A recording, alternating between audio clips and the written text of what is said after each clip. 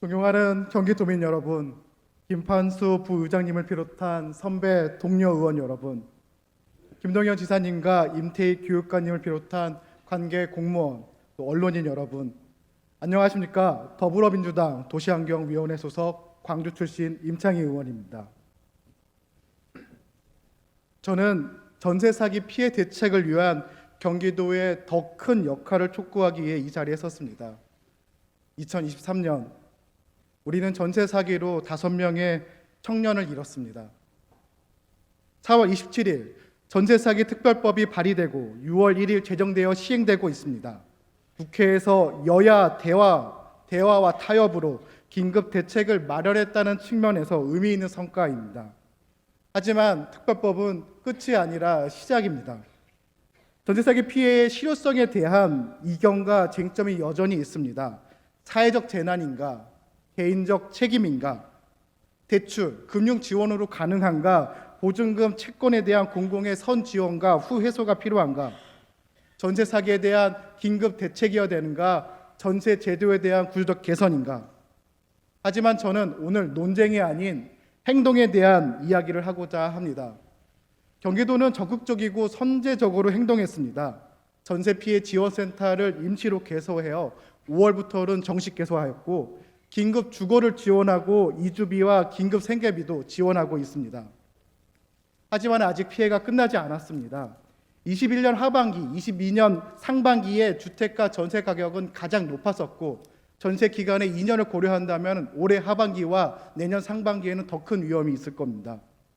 경기도 내 5가구 이상의 다주택자의 고위험구를 검토해 보면은 전세가율을 넘는 80%를 넘는 주택이 2만 호를 넘습니다.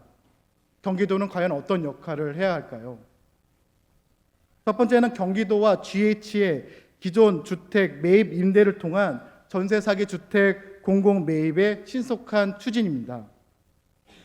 정부는 주거복지 제도의 하나인 매입 임대를 통해서 경매로 나온 전세 사기 주택을 5,000호 LH를 통해서 우선 매입하기로 결정하였습니다. 경기도에도 매입 임대가 있습니다.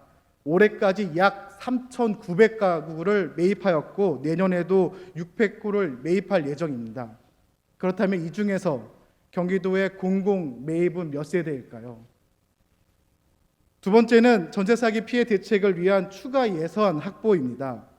공공 매입이 증가한 만큼 매입 주택으로 지원받는 주거 취약계층의 주거 복지는 감소합니다. 따라서 기존 주거복지 예산 외에 추가 방안을 찾아야 됩니다. 경기도에는 도민 환원 기금이 있습니다. 21년도에 조성돼서 약 6억 7,004억 원이 아직 사용 방법을 결정하지 못하고 있습니다. 다행히 지난 7월 도민 환원 기금 중에서 30억을 긴급 생계비로 지원할 수 있었습니다. 부동산 하락기에는 공공임대주택에 대한 정책도 바뀌어야 됩니다. 대규모 건설 사업보다는 주택 시장에서 낮아진 주택을 매입함으로써 매입 임대가 더 효과적임을 주장했습니다. 도민 환원 기금을 활용하여 공공 매입으로 전세 사기 피해를 입은 어려운 도민들에게 지원해 줄 것을 요청드립니다. 세 번째는 적극적인 공적 자금의 집행입니다. 2008년 글로벌 금융 위기로 수도권의 주택 가격이 급락합니다. 주택 가격이 대출액보다 낮은 깡통주택, 하우스푸어가 사회적 문제가 되었습니다. 22년을 기점으로 주택 가격이 급등했다 급락하면서 오늘의 전세, 깡통 전세와 영끌족과 유사합니다. 2013년 박근혜 정부는 하우스푸어 문제 해결하기 위해서 희망 임대 주택 리츠를 만듭니다. 하우스푸어의 주택을 매입한 다음에 5년 동안 임대 거주를 하다가 다시 재매입할 수 있는 제도였습니다. 총 1,069가구가 3차에 걸쳐서 매입됩니다. 당시 많은 비판이 있었습니다. 하우스푸어를 위한 왜 공적 자금을 사용하는가? 어떤 주택을 어떻게 살 것인가? 얼마에 살 것인가? 이 비판도 지금의 공공 매입과 유사합니다. 하지만 공매가 시작한 2018년 5년 만에 주택 가격은 30% 상승해서 공적 자금의 회수가 아니라 공공의 과도한 이익이 문제가 됩니다. 2008년에 만들어진 금융위기로 주택시장이 불안해지면서 정책은 2013년도에 가능했고 2018년도에는 오히려 가격이 올라서 공공의 책임을 묻고 있는 상황입니다. 전세는 우리나라의 특별한 임대 방식입니다.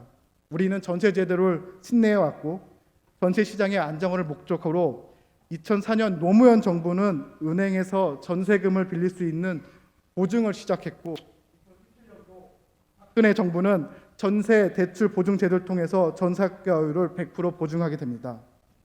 전세 사기는 개인의 잘못이 아닙니다. 또한 여야의 정치적 문제도 아닙니다. 주택 임대 제도가 과거에서 미래로 나아가는 구조적 변화입니다. 경기도가 전세 사기에 대한 방관자가 아니라 주택 시장과 임대 제도에 의미 있는 변화를 이끌어 나가고 도민들의 눈물에 공감하고 그 눈물을 닦는 일상으로 회복을 돕는 함께가 되기를 부탁드립니다. 경청해 주셔서 감사합니다.